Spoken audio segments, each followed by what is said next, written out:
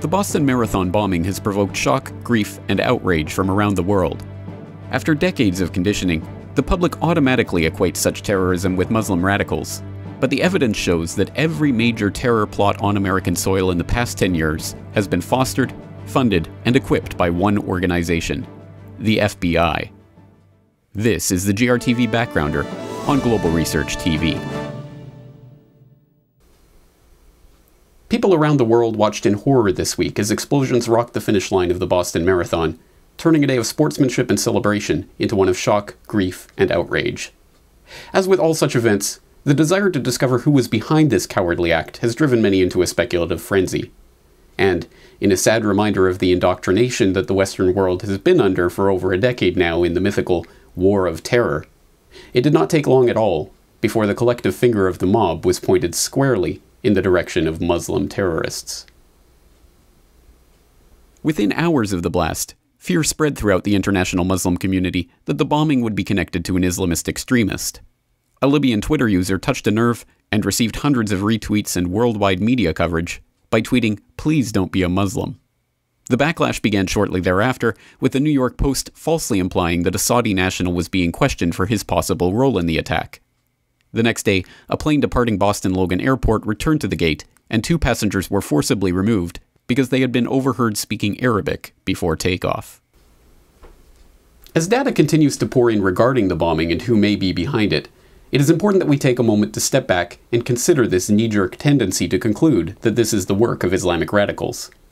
In the minds of millions of Americans, bombs targeting innocents on US soil are inextricably linked with the image of the bearded, turban-wearing boogeyman that has become the shorthand for evil in this age of terror. This association is not only incorrect, it is dangerously incorrect, because it signally fails to identify the one unifying thread between all of the recent terror plots in the US. Lurking behind the shadowy armies of would-be jihadis in the popular imagination is the sober reality that every single major terror bust in the United States since 9/11 has sourced back to the same group, a single entity that has in every single case funded, equipped, and even incited the would-be terrorists into action: the FBI.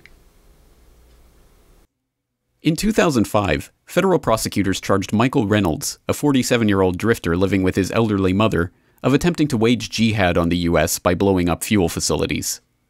He was arrested after agreeing to meet with an FBI informant who had promised him $40,000 for his cause, and 2 months later the FBI quietly announced he was likely mentally ill. In 2007, the so-called Fort Dix Six were nabbed in a much-hyped FBI terror bust after allegedly hatching a plan to attack a US military base and kill the soldiers there. At the time, a 26-page indictment revealed that the group had no rigorous military training and did not appear close to being able to pull off an attack. The next year, it was revealed that the FBI informant who had infiltrated the group had in fact offered to organize the members and lead the plot itself. In 2009, the Newburgh Four were arrested for an alleged plot to blow up synagogues and shoot down military airplanes in Newburgh, New York. The group was a ragtag bunch of poor black men, at least one of whom was mentally unstable and stored his own urine in jars around his apartment. The group's 5th member, Shahad Hussein, turned out to be an FBI informant who had promised the members hundreds of thousands of dollars to carry out the plot. In sentencing the defendants, federal judge Colleen McMahon said, "The government created acts of terrorism out of the defendants' fantasies of bravado and bigotry, and then made those fantasies come true. The government did not have to infiltrate and foil some nefarious plot. There was no nefarious plot to foil." In November 2010, the FBI busted the so-called Portland Christmas tree bomber, who was allegedly attempting to bomb the lighting ceremony at Portland's Pioneer Courthouse Square. The threat was very real, the FBI intoned at the time. "Our investigation shows that Mohammed was absolutely committed to carrying out an attack on a very grand scale." The alleged bomber, Arthur Balazan, turned out to be a teenager who bragged to undercover agents that he could get a gun because he was a rapper and wrote an article on workout tips for jihadis. In 2011, the FBI arrested a man that they themselves had supplied with a remote-controlled plane and C4 explosives in a harebrained attempt to bomb the Pentagon. In 2012, they busted another would-be jihadi that they again had supplied with a fake gun and suicide vest. Also in 2012, the FBI busted a group of 5 anarchists who were allegedly going to bomb a bridge in the Cleveland area, although it was quietly admitted that the FBI informant who had infiltrated the group had in fact initiated the contact with them and been present at the meetings where they developed the plan to blow up the bridge.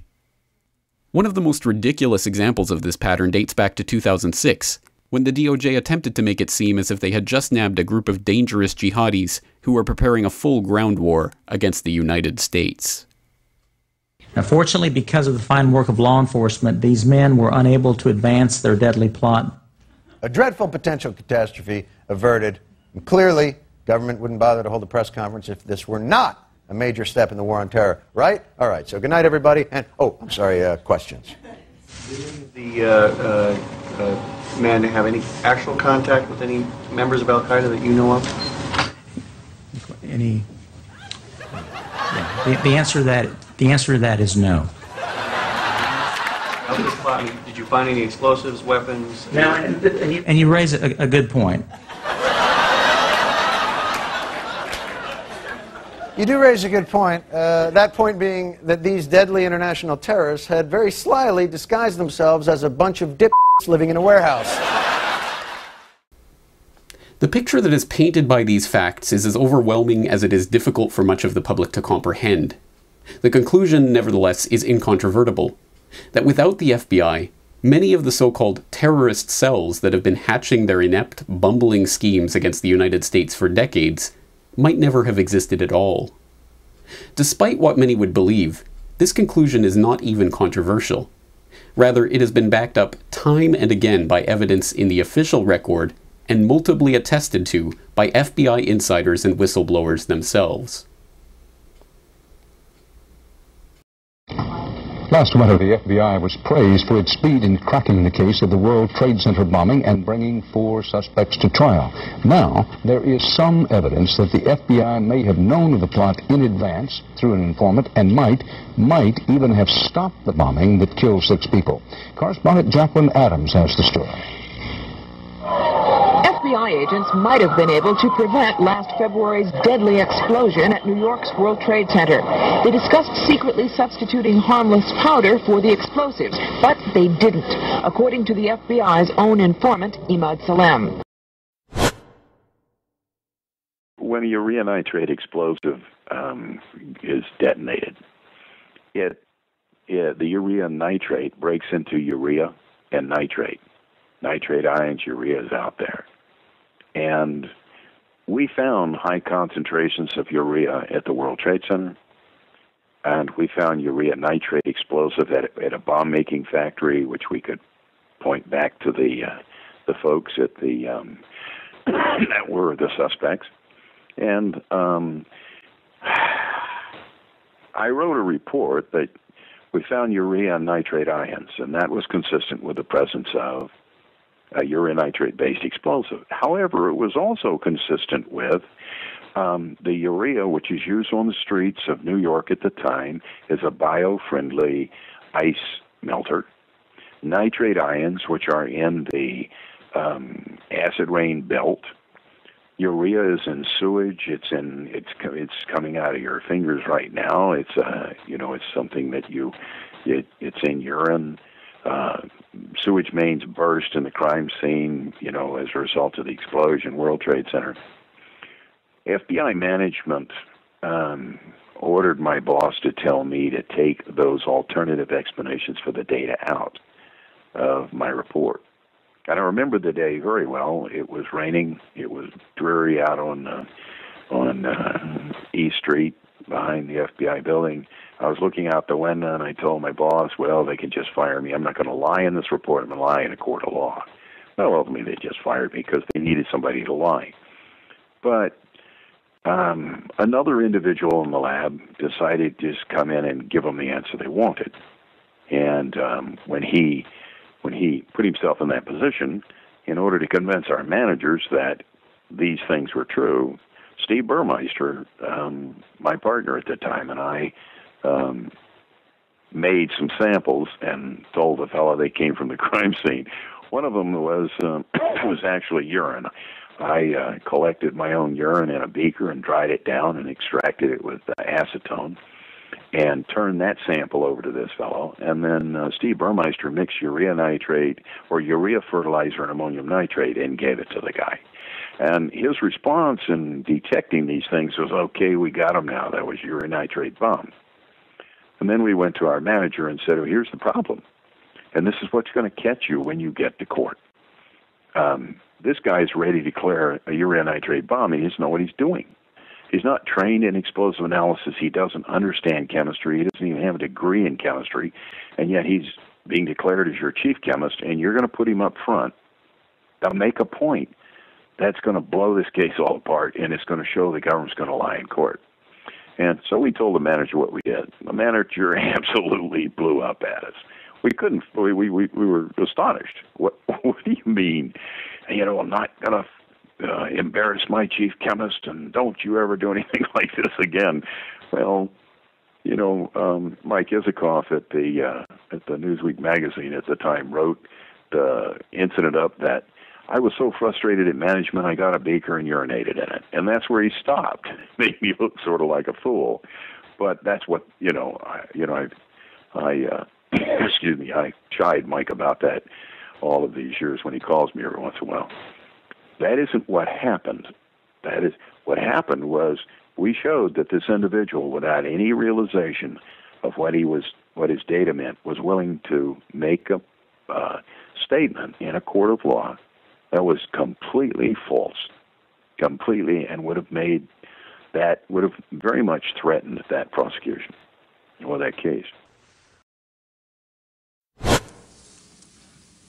Knowing what I know, and again, this was written 91 days before the attack, knowing what I know, I can confidently say that until the investigative responsibilities for terrorism are removed from the FBI, I will not feel safe. The FBI has proven for the past decade it cannot identify and prevent acts of terrorism against the United States and its citizens at home and abroad.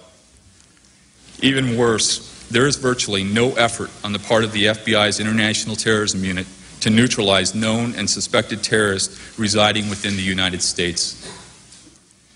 Unfortunately, more terrorist attacks against American interests, coupled with the loss of American lives, will have to occur before those in power give this matter the urgent attention it deserves.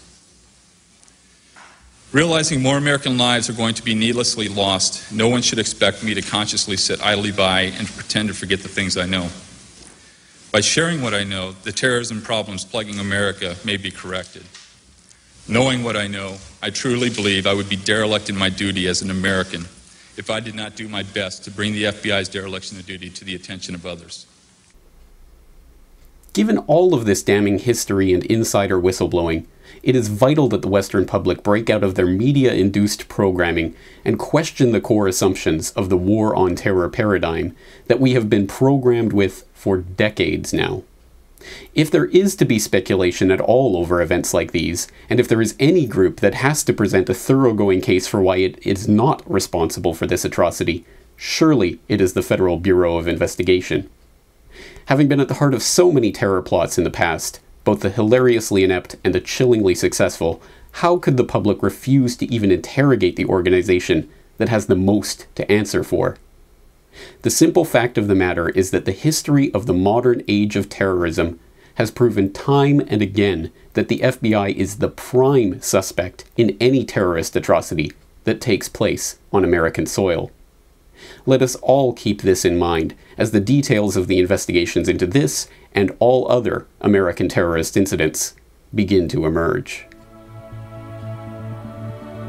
For more on this story and other breaking news and current events, please go to globalresearch.ca. For more research and analysis by James Corbett, please go to corbettreport.com.